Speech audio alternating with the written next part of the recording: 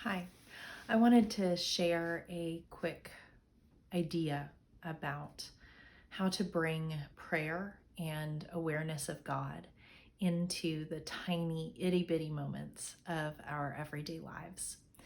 So, um, I find my time very interrupted and segmented, and my brain has a lot of trouble um, finding rhythms that allow it to kind of coast through systems.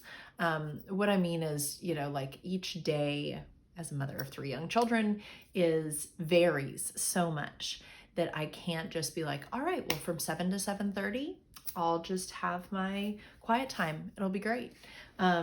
So I have been finding and cultivating little tiny pockets during the day that have been helping to kind of sew and weave my awareness of God's presence that is already there, but sew and weave it into my awareness.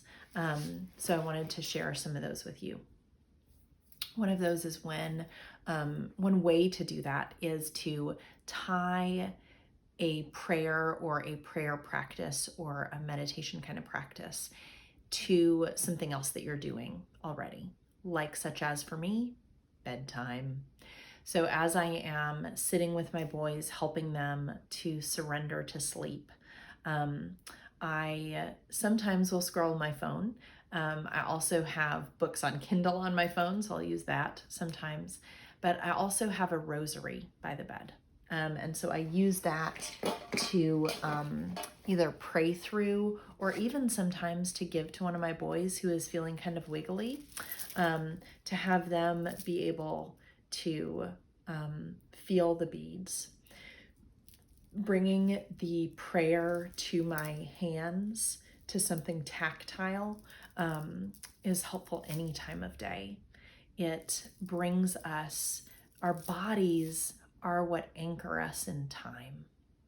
That is how God made our bodies, to go through chronological time.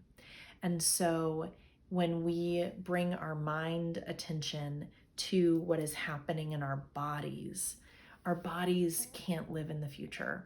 Our bodies can't dream. Our bodies, in some ways, can have pieces that are stuck in the past.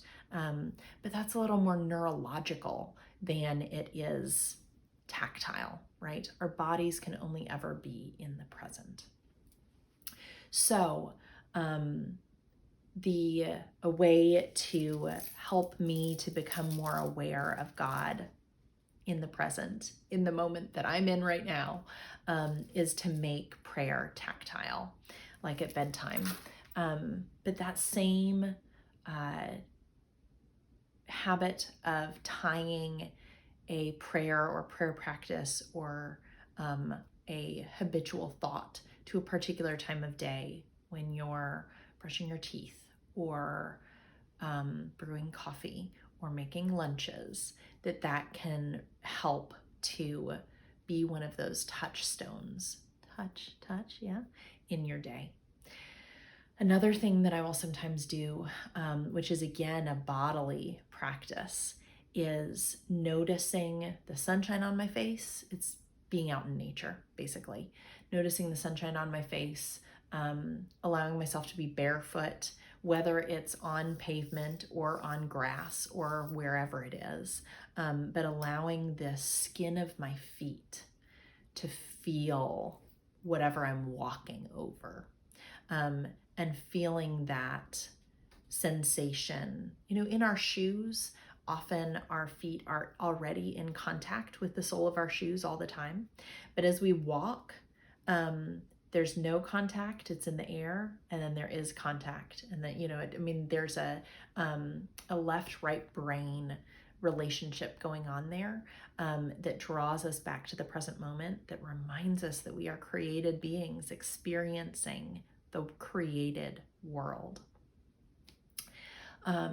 And another one that I use that my husband does not agree with quite as much, is in moments of great frustration or anger or in moments of big emotion, right? When I'm starting to feel overwhelmed by my own experience of life at the moment, I will say, Lord, have mercy, which can sound like an expletive, but it can also be a cry of desperation.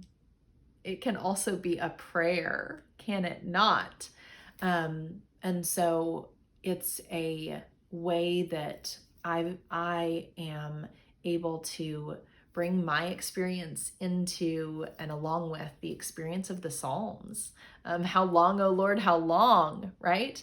Or, save me, Lord. So these, maybe not expletives, but shouts of need, or shouts of just calling out to God out of our great emotion, out of the sea of turmoil, whatever kind of flavor that turmoil might be at the moment. Which, is a theme that Anne Lamott covers in the book Help, Thanks, Wow. Help, it would be, more that emotion. So it really is all coming back to, right, our tactileness. One of the ways that we can do that and also engage our brains in a really powerful neurological way is to become aware of our breathing.